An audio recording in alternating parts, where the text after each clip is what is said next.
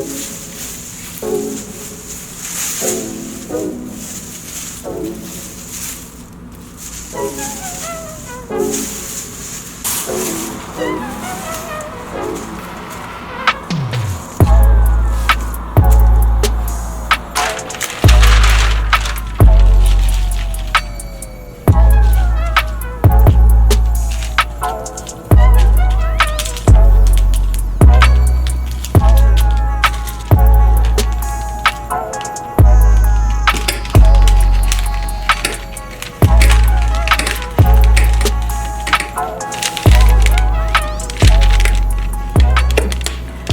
as I work on this order, I wanted to have a conversation about,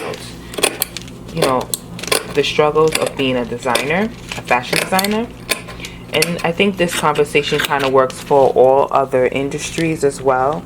But since this is about fashion design, it will be pertaining to that. But some of the things can seem very similar for other industries as well if you're just listening to my talk. Now I want to give a disclaimer. This is a conversation that is based off of my experience, and if anyone is going to be offended, this may not be for you, but this conversation is something that needs to be said and spoken, because I think a lot of people may have this issue, but they never want to go ahead and talk about it because they don't want to get other people upset or mad. I want to talk about, how I got started. Now, I have done a video about my career history, and I shared some of the places that I worked at and stuff like that, but I never really shared the experiences that happened when I was working in the industry.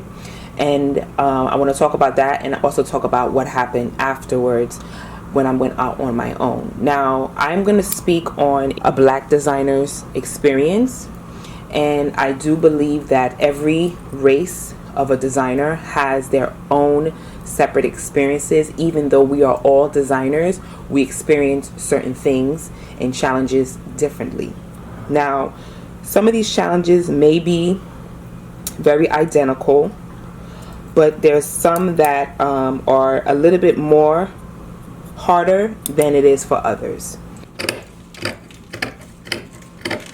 So my design journey started when I was in high school, and for my senior year, my high school offered an internship to students who wanted to get a chance to explore their field that they want to get into before going off to college. Now, since this is my senior year, I was submitting applications for colleges for fashion design, and I had FIT and maybe Parsons on my radar, but I wasn't too sure if fashion design was what I wanted to do. So I took the chance and took the internship opportunity, and I landed an internship at a fabric merchandising company. Now, the fabric merchandising company was a company that worked with the fabric mill, and the woman I worked for, she was like the middleman of the fabric mill, the salesperson, kind of like a salesperson, but she made her money off of the orders that she received from designers. So what she would do was she would get the collection from the fabric mill for that season and then shop it around to designers, and if designers liked anything that they needed for their designs for that season, they will shop about like 2 to 3 yards of sample yardage, and if the fabric was approved for the style that they needed it for, they will go and then buy large quantities, and that's how she would make her money from the fabric company. So this opportunity helped me with fabrics. I'm very knowledgeable with fabrics based off that experience. You guys can tell from my past videos about certain fabrics that I use, and how I talk about them and stuff like that. And this opportunity allowed me to see what goes on in design houses. Now, when I went with her to the meetings to showcase the fabrics to the designers, I was able to see what was going on in the design room, but we was mostly in the showroom, so you could see but so much, but that kind of gave me an idea of what a design showroom looked like. And I also saw what the designer had when they came to the meeting, like they brought their line sheets and their designs, concepts, so that way they can pick and choose what fabric will work with what design. So these are things I was learning as I was going with her to the meetings and stuff like that. Now, I also mentioned to her that I was selecting schools to go to, and the schools that I was looking into was FIT and Parsons. Now, at the time, I did not know what a fashion portfolio was, and FIT wanted their undergraduates to come and present a fashion portfolio. FIT price was a little high, but I think I got intimidated by the portfolio because I felt like my sketches were very amateurish, and I think they were looking for fashion forward sketches. And the sketches I was going to present was like my prom dress video. If you haven't seen that, I'm gonna link it right here for you to see the sketch that I did for my prom dress. But you can kind of see that this was the sketches that I was going to present to the people at the school, but I felt like it was kind of amateurish. They wanted more fashion forward type of sketching, and I didn't know what a fashion portfolio looked like because I couldn't go on the computer and quickly look it up. These days you can do that, but I didn't have that opportunity before. But anyway, I mentioned this to her, and she said there was another fashion school that she gets interns from called the Tobe-Coburn School. The industry knows it as the Wood School. So I was like, oh, okay, so let me look into it. It was a lot less. They had other programs within the school, but since they were doing fashion design, that was the program I looked for. When I looked into the school, I felt like, okay, well, since I can't afford Parsons and FIT was like putting my family into debt, I felt like, you know what, I really want to focus on fashion design. I don't want to focus on any other curriculums that comes along with fashion design, and I felt like the school was better for me. So I spoke to my parents about it, and they were able to pay for my education, and whatever loan that I was able to take out, I was supposed to pay it off as soon as I graduated from school, which was the plan. So during my school, you know, the professors kind of knew where each student's design aesthetic was going. And towards our internship, we had a chance to intern at a design house. So my aesthetic was very, very feminine, very contemporary. You can say evening wear, high end. So I ended up getting a design internship with a designer who specialized in vintage. Her style aesthetic was very feminine. She usually shopped vintage trade shows, antique shows, and she would basically buy the vintage pieces, come back to her office, and knock it off. So when I got into this office, it was a shock. First of all, the environment that this designer created was a very disgusting, toxic environment. And on top of that, it was like her office was a revolving door. People did not want to stay because of the way they were being treated, talked to, degraded. It was really nasty. The industry have a way where they disrespect people. They do not care about your feelings and emotions. If you can't get the job done, you will be replaced. No ifs, ands, or buts. And they don't give you any like a warning when they do replace you. It's just one day to decide that you're not a good fit and they remove you.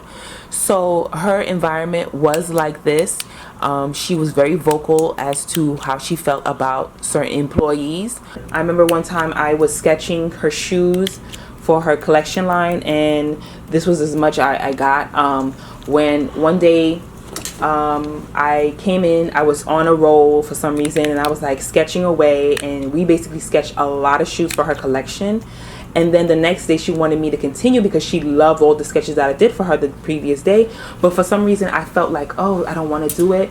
And every time I was sketching, I knew that it was not going to come out right. And she called me out so loud in the office. Oh my God, what is going on with this? With Toby, girl? She's not getting it.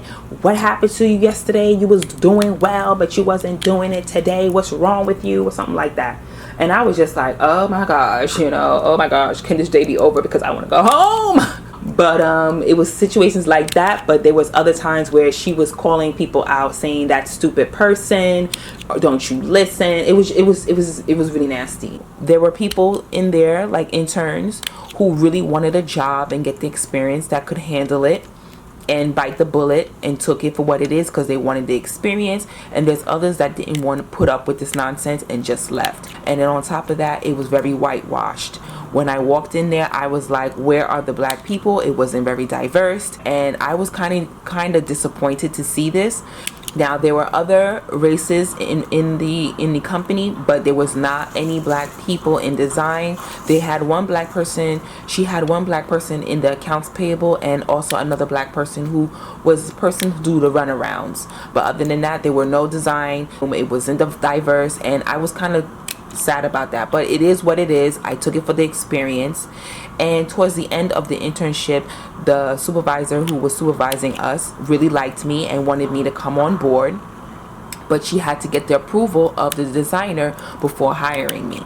So she said she was going to get back to me, and eventually when she got back to me, they said that they weren't going to move forward with me, but she appreciates all the efforts that I put into the job, and she wished me the best of luck. So that was the first time I got my first rejection, but I didn't think nothing of it. It is what it is, and I had to move on. So I don't regret the decision I made for going to that school, because it made me who I am today. But if I was starting from today and choosing a school, I would choose a school that the industry respects. When you go to a school like FIT or Parsons, you're going not just the education, but you're going for the connections. They work with industry people like stylists, magazine shoots, celebrity placements and stuff like that, so that way you can get your foot in the door right after after you graduate. You have fashion shows, they select the students that does well, so those get to be pushed in front of those people in the industry. Also, you're going to build connections with other people and students who are trying to pursue fashion in different areas in the fashion industry, whether it's PR or whether it's celebrity placements or styling or whatever. So now you can constantly build relationships with those as being a designer, so that way if something were to happen in the near future, they can call on you or you can call on them, and you guys have that connection. So this is what I would recommend for newcomers who are interested in picking schools. Pick a legit school that the industry respects. And if school is not for you, because a lot of designers who went to school dropped out while they was in the middle of the curriculum, if that's you, make sure that you're going to be ready to work and network with people. Since school, I have 3 top designers who I am inspired by, and one of them is Oscar de la Renta, and I love his aesthetic. His aesthetic is glamour, feminine, colorful. I just love everything about how he designs, and I wanted to work for him. And not just because of his design aesthetic, is because he was a man who gave back. Like, whenever I saw documentaries of him in his office, he would be behind the sewing machine, hand stitching, sewing, showing the interns or other, his pattern makers or seamstresses in his design office how to do certain things. And then he also taught classes at FIT, and I wanted to just go and take a class and learn from him, because I wanted to learn from someone who had a multi-million-dollar business, because I would want one day to have a $1 million business and also teach to give back on how to become how to do well in the business. So Oscar de la Renta was in the same building as my internship, and I decided that I was going to go ahead and drop my resume off at his design house. So what I did was I always dressed the part to look like I can be in the environment of his design house, and I went over there to drop my resume. Now, I went there about 5 times, and every time that I went there, the reception would give me a reason as to why they weren't hiring. It would always be, right now we're not hiring, but I'll keep your resume on file. The next time would be, oh, where the people who are going to be selected to come on board are the interns. And then when I asked, how I can become an intern, they said, well, they select from the schools like FIT, so you would have to be a student from that school in order for me to considered. And I felt like maybe if I was more persistent, I would get my foot in the door, but sadly that didn't happen. Every time that I went back, I think I went back more than 5 times just to get in there, and every time it was always a reason why they weren't hiring, and they would leave my resume on file. So sadly, I just, moved on and went looking for other jobs. Now I got interviews at contemporary offices and design houses, and nothing came from that until I finally got my job. I landed a job in a private label who did mass market, and this is where I learned my technical skills. So when I got into this office, once again, it was completely whitewashed. I've seen this before, so it wasn't a surprise to me there. And I was hired as a freelancer, an in-house freelancer, as an assistant designer. So basically, as an assistant designer, I would be doing specs, running out to get trims whenever they needed it for their meeting. We set up the showroom, make sure the showroom was clean. We filed new samples that came in once the merchandiser went shopping for new styles. We did a little bit of CAD work, artwork, and then any other minor things, a lot of photocopying, paperwork, anything that an assistant needs to do for the designer, we basically did. Send out packages and etc., etc. So in this space, like I said, I was the only black girl in the office, and there were times where there was a lot of ignorant things that was going on. Now for me, here's the thing of being the beacon, or getting a seat at the table, or being the only black person in the office. I think this is very dangerous, because when you are a black person in a white space, you are the one they go to for all black issues, and you have to adjust yourself, because certain things or how you speak comes off to them as aggressive, and they pin you as someone being difficult. So you have to adjust yourself. 1, 2, you are the problem solver of all black issues. If there's another black person in the office, you will be the one to go and talk to that other black person, because they feel like you're more understanding.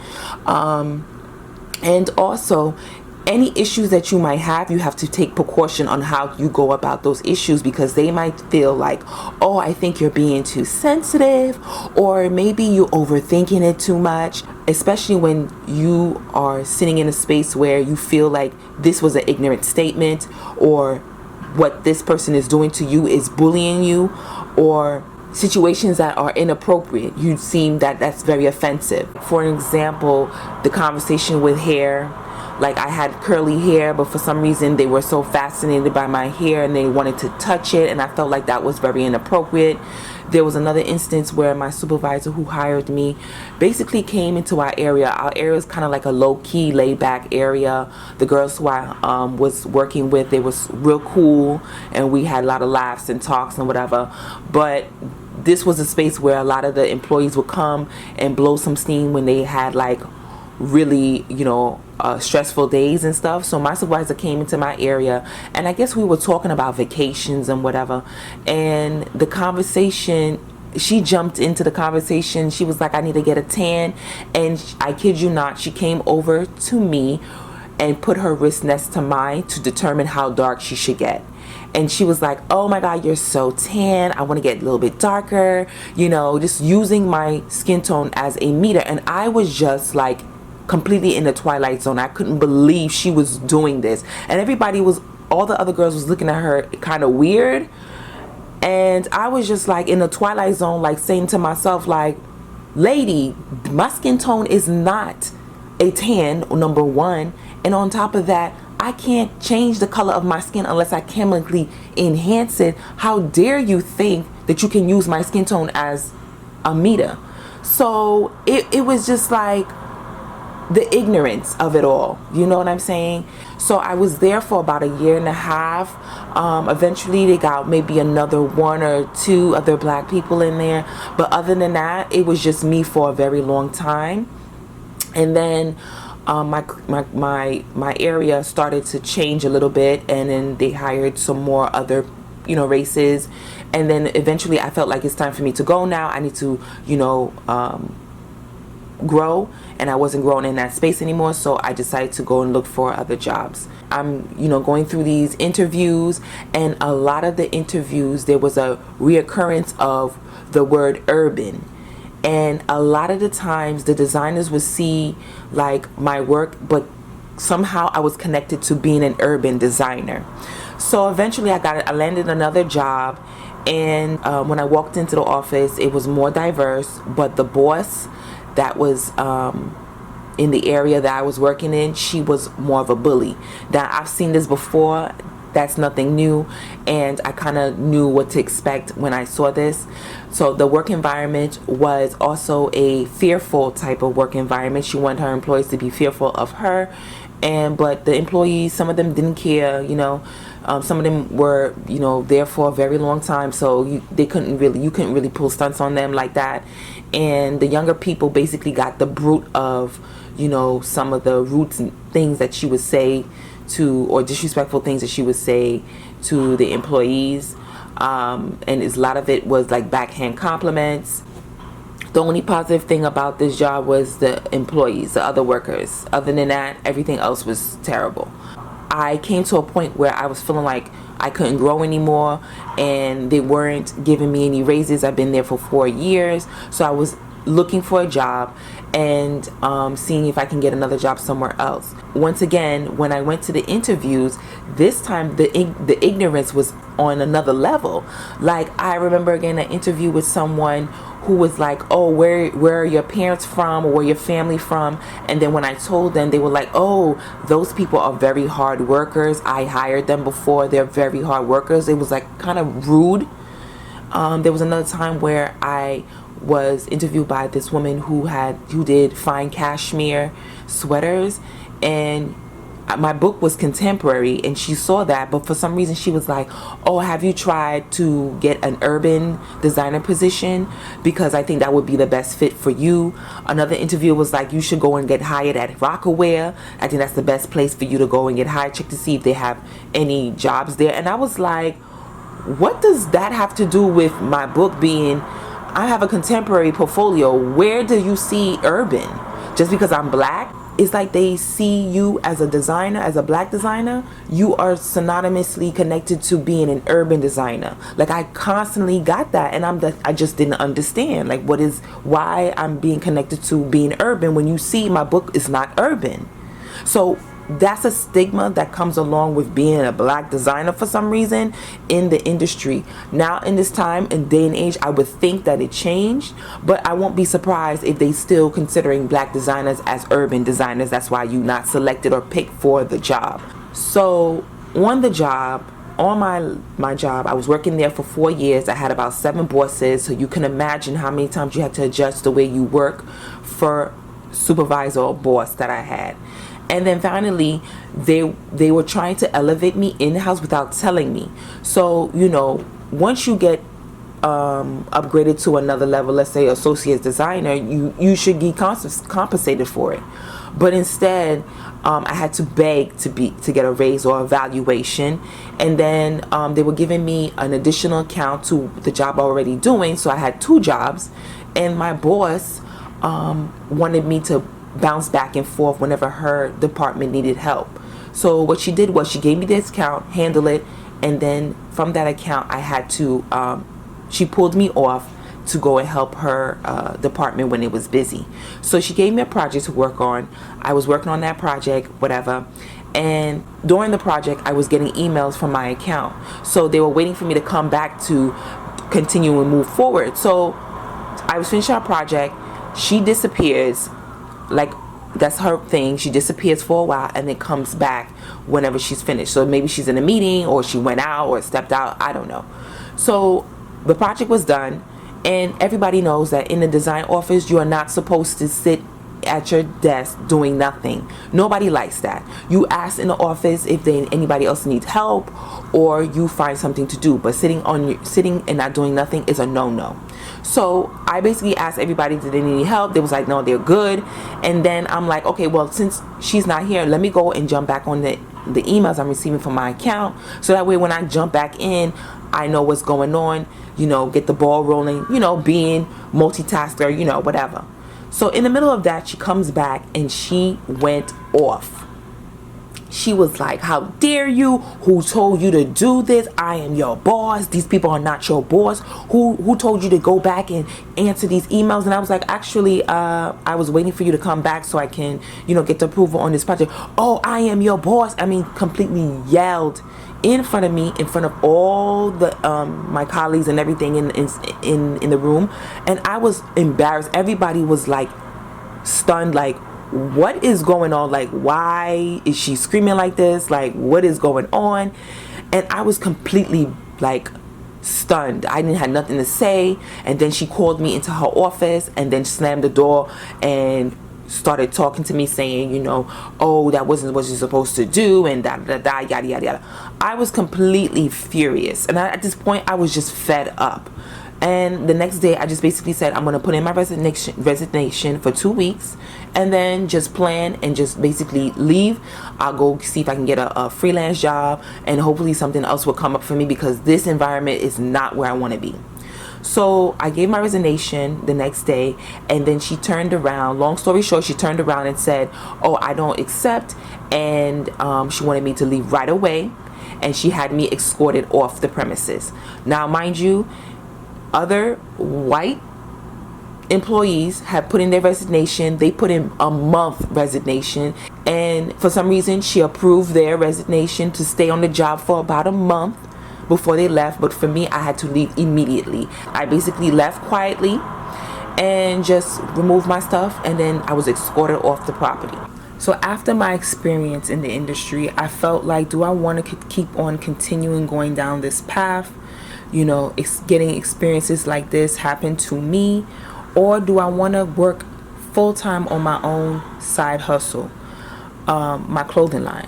Because when I was working full-time, I was also working on my line, doing fashion shows, photo shoots, networking with stylists, reaching out to boutiques and everything like that, doing all the right things you do when you are going after a dream. You work on your side hustle when you come home from your work, and you get your things done. And I was doing everything as possible, and I was like, you know what, since I'm working full-time for these people, maybe if I flip the switch and work full-time on my own business, maybe I can grow this. And that was my focus. I was already making a couple of sales here. I had a few contacts there, so I was reaching out to people. I had gotten to a boutique, but when the market crashed, the boutique closed. So I said, all right, well, I can try this again and see if I can get to another consignment store on some consignment, and we'll see how it goes. And all I had to do was put in the work. On top of that, I was trying to reach out to see if I can get some media attention, maybe placement with some stylists, to see if I can get celebrity placements and stuff. And there was nothing that came out of that. So I was like, if ain't nobody's giving me a chance, then I'm going to create my own space. And that's when I birthed the YouTube channel, for me to bring awareness to my brand. I started this channel just to showcase my pieces that I made, and then eventually I turned it into sharing some of my knowledge along the way. Now, this channel was built on my journey, and it still is on my journey, and I wanted to share all my struggles that happened along the journey.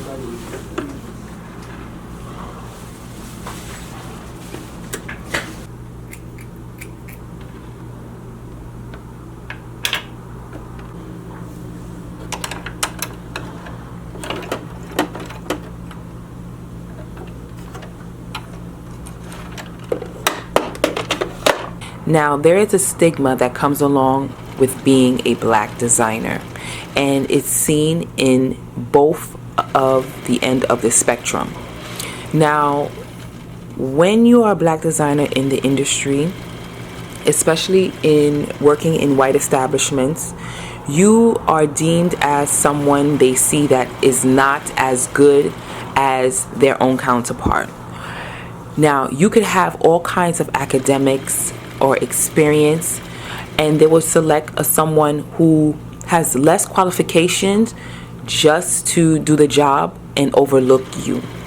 I've seen this done to me and several others in the industry, and I've also heard conversations of, some situations of this happening where they feel like they're not 100% confident that you're able to handle the job, or you can bring in revenue. Anything they feel like you may be lacking, they don't feel like you can stand on your own in this position. That's why they low blow you with how much they give you versus your counterpart that will get double or 3 times the amount. And because of this also spreads across the board for all other races to see as well, and they also look at us as less than or low of quality or not as good.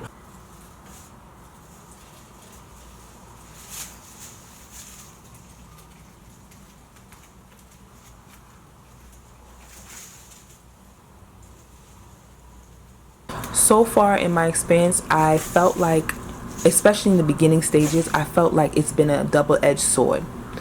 I felt like I wasn't good enough for the white establishment, because every time I presented my stuff to a white establishment like a store or magazine publications, they were iffy. They wasn't too sure. They didn't want to take a chance on it. They're like, I don't know about this too much. So I didn't get a lot of responses. Sometimes I did get responses, but they never respond back. I try to be, do the follow-up and stuff, and nothing came of it. And then when I'm presenting it to my community, they thought that I was being too much, I'm being bougie, and I'm acting white. So it's like I'm not good enough for the white establishment, and I'm doing too much for my black community. What's sad about this is that black designers don't get that much support in things that they're doing. There are so many bomb black designers doing phenomenal designs, but for some reason we don't get the support that we deserve for our designs. And when a white designer does what we do, they somehow get support.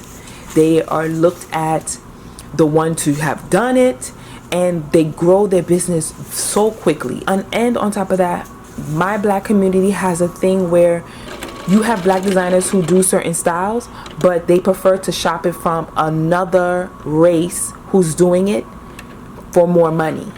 I've seen a lot of gaudy stuff being done by white designers, and they never get the label urban designer on them. Never.